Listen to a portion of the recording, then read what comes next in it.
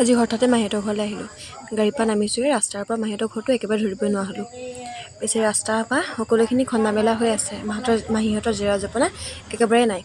পিছে অলপ সময় বিচাৰি পেলাই মাহীহঁতৰ ঘৰত সোমালোহি। মাহীহঁতৰ ঘৰটো ৰাস্তাৰ একেবাৰে কাষতে। অলপ সময় পিছত মাহীৰ লগত আহিলোঁ ওচৰতে চাব চেণ্টাৰটোলৈ বুলি। পিছে মাহীয়ে কিবা দেখাব আহিছিলে আৰু ভাবিলোঁ ময়ো দেখালোঁ, অলপমান পেটৰ প্ৰব্লেম হৈ আছিলে, সেইবাবে ডক্টৰৰ ওচৰত টিকেটটো লৈ লৈছোঁ। পিছে আজি বহুতেই মানুহ, সেইবাবে বহুত সময় ৰখিলোঁ, প্ৰায় 2 ঘণ্টামান ৰখিলোঁ, আমনি লাগিলে, সেইবাবে গুচি আহিলোঁ। পিছে ডক্টৰৰ ওচৰত দেখা নহ'লে আৰু মাহীহঁতৰ ঘৰলৈ আহি মহাক ক'লোঁ টেঙা এটা পাৰি দিয়কচোন। পিছে মাহী মহা দুইজনেই গৈ পেলাই টেঙা পাৰি লৈ আহিছে আৰু আহি পাই মহাই টেঙা দি ল'লে আৰু মই এইফালে কলপাতখিলা কাটি কলপাতখিলা ধুই লৈছোঁ আৰু মহাই বোলে টেঙা নাখায়, সেইবাবে মই অকলে লাগি গ'লোঁ। পিছে মাহী ল'ৰাটো স্কুললৈ গ'ল, সেইবাবে অকলে খাবলগীয়া হৈছে। এইটো অকলে কাটি পাপুলৈ খাই ল'লোঁ। ঘৰত পিছে নাথাকে তেতিয়া খাবলৈ মন যায়। এইটোতে টেঙা খাই পেলাই লগতে ভাত পানী খাই মাহী ঘৰৰ পৰা আহিবলৈ ল'লোঁ। আজিলৈ বাই।